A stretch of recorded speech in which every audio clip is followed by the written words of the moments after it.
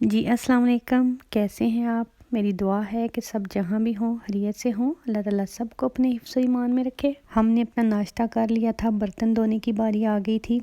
थोड़े बर्तन रात के भी रखे थे, बहुत कम थे, इसलिए मैंने सोचा कि चलो सुबह ही उठ के धो लूँगी। धोने वाले बर्तन कम हों तो फिर मुझे इतनी टेंशन नहीं होती, अगर बर्तन ज़्यादा हों तो पूरा किचन ऐसे फुल सा लगता है, इसलिए मैं धो के ही सोती हूँ। सिंक अगर बर्तनों से फुल हो तो मेरी बहुत ही जान जाती है। मेरा दिल चाहता है कि हर टाइम साफ़ सुथरा और बर्तनों के बगैर सिंक हो, लेकिन ऐसा मुमकिन नहीं होता। सैटरडे संडे को थोड़ा सा रिलैक्स मिलता है बर्तनों से, क्योंकि बच्चे घर में होते हैं। छुट्टी वाले दिन उन्होंने काफ़ी ज़्यादा टाइम अपना गेम्स के ऊपर लगाना होता है, इसलिए अगर मैं खाना बना के रख भी दूँ तो उन्हें आवाज़ें देती रहती हूँ कि आपका खाना तैयार है, आप खा लो। वो कहते हैं मम्मा अभी आते हैं अभी आते हैं, थोड़ी सी गेम रह गई है, थोड़ा सा और खेल लें। क्योंकि आम दिनों में उनकी नॉर्मल रूटीन यही होती है कि स्कूल जाते हैं, वहाँ से आके उन्हें फ़ुटबॉल की ट्रेनिंग वगैरह पे जाना होता है, उनके पास इतना ज़्यादा टाइम नहीं होता। हम उन्हें अलाउ भी नहीं करते कि स्कूल डेज़ में वो गेम के ऊपर ज़्यादा टाइम स्पेंड करें। किचन समेटने के बाद हम ग्रोसरी करने के लिए आ गए थे। ये क्रिसमस फ्लावर्स हैं, इन दिनों में ये तकरीबन हर घर में मौजूद होते हैं। इनके बगैर तो लोगों का क्रिसमस अधूरा होता है। इन्हें लोग ना सिर्फ अपने घरों में रखते हैं बल्कि एक दूसरे को गिफ्ट भी करते हैं। अच्छी खासी तादाद में सेल होते हैं ये प्लांट्स और फ्लावर्स इन दिनों में।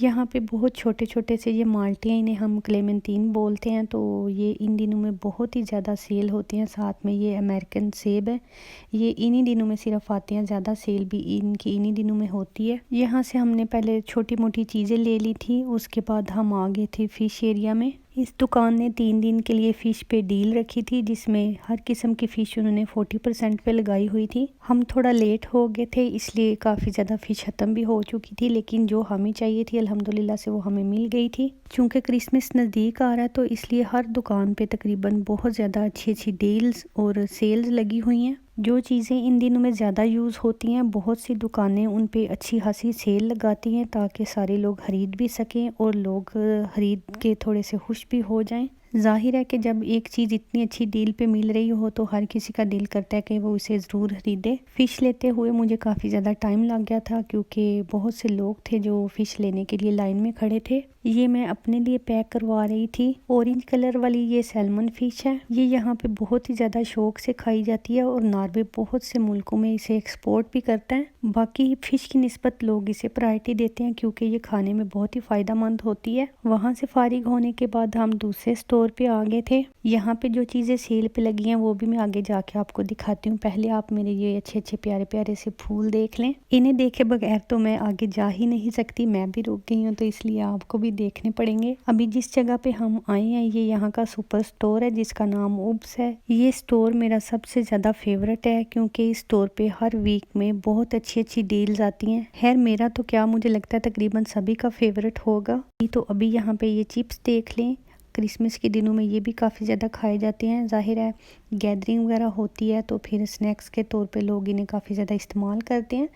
ये इन्होंने 40% पे लगाए हुए हैं। अगर चिप्स के एक पैकेट की कीमत 35 से 40 क्रोन्स हो तो सेल के बाद वो हमें 20 से 25 क्रोन्स के मिल जाते हैं। यहाँ जो भी चीज़ें सेल पे आती हैं, अगर उन्हें 1 से 2 महीने के लिए स्टोर कर दिया जाए तो उसके बाद ये दुकानें फिर से उस पर दोबारा सेल लगा देती हैं। ऐसी चीज़ों की एक्सपायरी डेट काफ़ी ज़्यादा होती है, इसलिए इन्हें 2 से 4 महीने या इससे ज़्यादा अरसे के लिए भी बहुत ईजीली स्टोर किया जा सकता है। इसलिए इन चीज़ों को आम कीमत पर खरीदने का बिल्कुल भी फ़ायदा नहीं होता। ऐसी चीज़ों को अपनी ज़रूरत के मुताबिक लेके स्टोर कर लें तो खाने पीने के बजट में हमें अच्छा खासा फ़ायदा हो जाता है। ये बर्तन धोने वाले स्पंज हैं, ये नॉर्मल प्राइस पे लगे हुए हैं। वैसे मैं ज़्यादा ले रही हूँ कि चलो एक दफ़ा ले लें तो काफ़ी ज़्यादा टाइम निकाल जाते हैं। इतनी छोटी छोटी सी चीज़ें अगर बार बार ख़त्म हो जाएं तो फिर वो भी एक स्ट्रेस सी होती है कि अब ये चीज़ नहीं है, वो वाली ख़त्म हो गई, तो इसलिए मैं इकट्ठे ले लेती हूँ ताकि 5 से 7 महीने आराम से निकल जाएँ। बाकी ये देखें कि ये बिस्किट्स की वैरायटी है, ये भी हर किस्म के बिस्किट 50% पे उन्होंने लगा दिए हुए हैं। बिस्किट्स अभी हमारे घर में मौजूद थे इसलिए मैंने वो बाय नहीं किए। ये पेप्सी मैक्स है, इसका 8 बोतल्स का पैक 129 का लगा हुआ था। इसकी एक बोतल 1.5 लीटर की होती है। हमारे घर में मेरे सिर्फ हस्बैंड ही ये पीते हैं। इनकी एक्सपायरी डेट काफ़ी ज़्यादा लंबी होती है तो इसलिए ये भी काफ़ी देर तक चल जाती हैं। इसके अलावा कोल्ड ड्रिंक्स के बॉक्सेस भी यहाँ पे सेल पे लगे हुए थे। हमारे बच्चे कोल्ड ड्रिंक्स पीने के इतने ज़्यादा आदी नहीं, कभी कभार अगर उनका दिल करे पीने का तो एक बुक्स लेके वो पी लेते हैं। क्रिसमस की वजह से यहाँ पे हर गली और मोहल्ले में लाइटिंग की जाती है। लोग अपने घरों को भी अपने अपने शौक के मुताबिक काफ़ी ज़्यादा लाइटिंग से डेकोरेट करते हैं। इन लाइट्स की रोशनी इतनी ज़्यादा प्यारी होती है कि रात के टाइम में भी दिन का समा लगता है। आजकल नॉर्वे में बहुत सी गलियों और बाज़ारों को ट्रैफिक फ्री किया जा रहा है ताकि लोग आसानी से गलियों में घूम फिर सकें। आज सारा दिन हम शॉपिंग ही करते रहे। बहुत सी चीज़ें घर में कम हो रही थी, जो स्टोर की हुई थी वो तकरीबन ख़त्म हो चुकी थी। यहाँ पे हम आ गए थे एक शॉपिंग सेंटर के अंदर। क्रिसमस के ट्रीज उन्होंने इस तरह से डेकोरेट किए होते हैं। आज सारा दिन चूँकि शॉपिंग करने में गुजर गया था और शॉपिंग करते करते इतने लेट हो चुके थे कि घर में जाके डिनर बनाने का बिल्कुल भी टाइम नहीं था, इसलिए हमने सोचा कि बाहर से ही खा लेते हैं। यहाँ पे ये एगोन पिज़्ज़ा की एक चेन है। इसके सारे पिज़्ज़े तो हम नहीं खा सकते क्योंकि हलाल नहीं होते। यहाँ पे सिर्फ हमें एक ही पिज़्ज़ा मिलता है जो चीज़ पिज़्ज़ा होता है और तकरीबन वेजिटेरियन गिना जाता है। कोविड की वजह से जहनों में इतना ज़्यादा खौफ है कि बाहर निकलना हम तकरीबन अवॉइड ही करते हैं। यहाँ पे बहुत से रेस्टोरेंट, खाने पीने की जगह और इसके अलावा और भी काफ़ी ज़्यादा दुकानें कोविड की वजह से बंद हो चुकी हैं। लोगों का बिजनेस खराब और फ्लॉप हो चुका है। कुछ ऐसी चेन्स जो बहुत बड़ी हैं और काफ़ी देर से इस्टेब्लिश हैं, बस वही अपने आप को संभाले हुए हैं। जी तो माशाल्लाह अल्हम्दुलिल्लाह हमारा पिज़्ज़ा आ चुका है।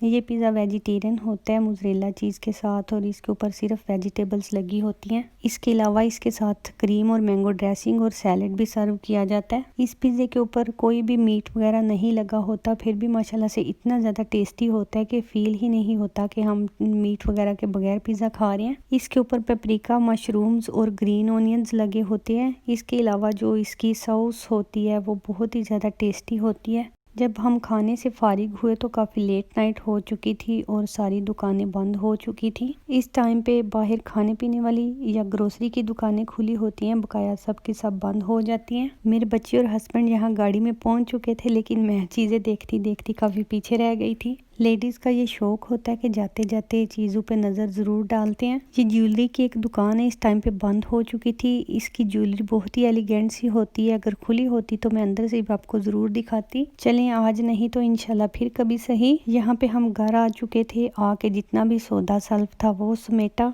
उसके बाद ये मैंने राजमा भी गोए हुए थे। पकाने का दिल तो था, लेकिन जाहिर है जब सारा दिन बाहर लग गया तो फिर काफ़ी लेट हो चुके थे, इसलिए मैंने सोचा कि इन्हें उबाल के रख देती हूँ, सुबह तड़का बना के तो उसमें डाल लूँगी। ये छोटे वाले देसी राजमा है। देसी पता नहीं है कि नहीं, लेकिन साइज़ में छोटे हैं क्योंकि एक बहुत ही रेड कलर के बड़े बड़े से दाने होते हैं, वो मुझे बिल्कुल भी अच्छे नहीं लगते। वो जब पकाएं तो सालन इतना रेड कलर का हो जाता है, बस मुझे बहुत ही अजीब सा लगता है। ये वाले राजमा यहाँ नॉर्वे में नहीं आते, ये हमें पाकिस्तान से मंगवाने पड़ते हैं। मेरी अम्मी माशाल्लाह से जब भी मेरे पास आती हैं तो मेरी पसंद की 3 चीज़ें मस्त लेके आती हैं, एक राजमा, एक चलगोज़े और एक कश्मीरी चाय। अगर सीज़न हो तो मेरी अम्मी 2-3 फ्रूट्स भी लेके आती हैं, उनमें एक मैंगो, अमरूद और लुकाट जिसको बोलते हैं वो वाले लेके आती हैं। बस माँ ही एक ऐसी हस्ती होती है जिसको पता होता है कि इसके बच्चे को क्या पसंद है और क्या नहीं। ये राजमा मैंने रात को भिगो के रखे हुए थे, इसलिए अच्छी तरह से भीग चुके थे। इनके अंदर नमक ऐड करके मैंने अच्छी तरह से बॉईल कर लूँगी। इन्हें इतना ज़्यादा बॉईल करते हैं कि बहुत ही ज़्यादा नरम हो जाते हैं। ये देखेंगे पाकिस्तानियों और जो लोग अपने आप को मुसलमान कहते हैं उनकी बेईमानी मैं आपको दिखाती हूँ। ये तकरीबन 1 कप राजमा मैंने भिगोए थे और उसके अंदर से इतने ज़्यादा ये कंकर और पत्थर निकले हैं। ये काफ़ी बड़े बड़े पत्थर थे। इन पत्थरों से दाल के अंदर मिलावट की जाती है, क्योंकि जितने ज़्यादा पत्थर वो डालें उससे दाल का वज़न उतना ज़्यादा बढ़ जाता है। सिर्फ 10-15 किलो के पीछे अगर वो 1 किलो भी पत्थर ऐड कर लें तो सोचें कि पूरी दुनिया में और पूरे पाकिस्तान में ये दाल कितनी ज़्यादा खाई जाती है।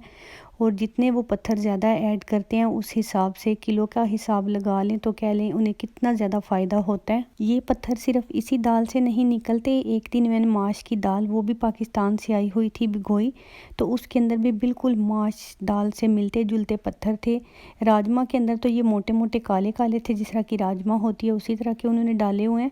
और माश के अंदर उन्होंने जिस तरह की माश की दाल है बिल्कुल उसी तरह के पत्थर डाले हुए थे। और जो कश्मीरी चाय की पत्ती मेरे लिए आती है उसके अंदर भी किसी दिन मैं आपको दिखाऊंगी कि उन्होंने कितनी सफाई से काम किया हुआ है। उसके ग्रीन से पत्ते होते हैं तो उसके अंदर उसी से मिलती जुलती रेत उन्होंने डाली होती है। अल्लाह ताला हमें ऐसा मुसलमान होने से बचाए और उस माफिया से बचाए जो पाकिस्तान को बदनाम करने में लगे होते हैं। ये अगले दिन का क्लिप है। यहाँ पे राजमा मैंने पका लिए थे। बस तो यहीं तक थी आज की मेरी वीडियो। इसी के साथ ही इजाज़त चाहती हूँ। खुश रहें, आबाद रहें, मेरे लिए दुआएं करते रहें। मैं आपके लिए दुआ करती रहूँगी। इंशाल्लाह कोशिश करूँगी कि रूटीन में आ जाऊँ। अल्लाह हाफिज़।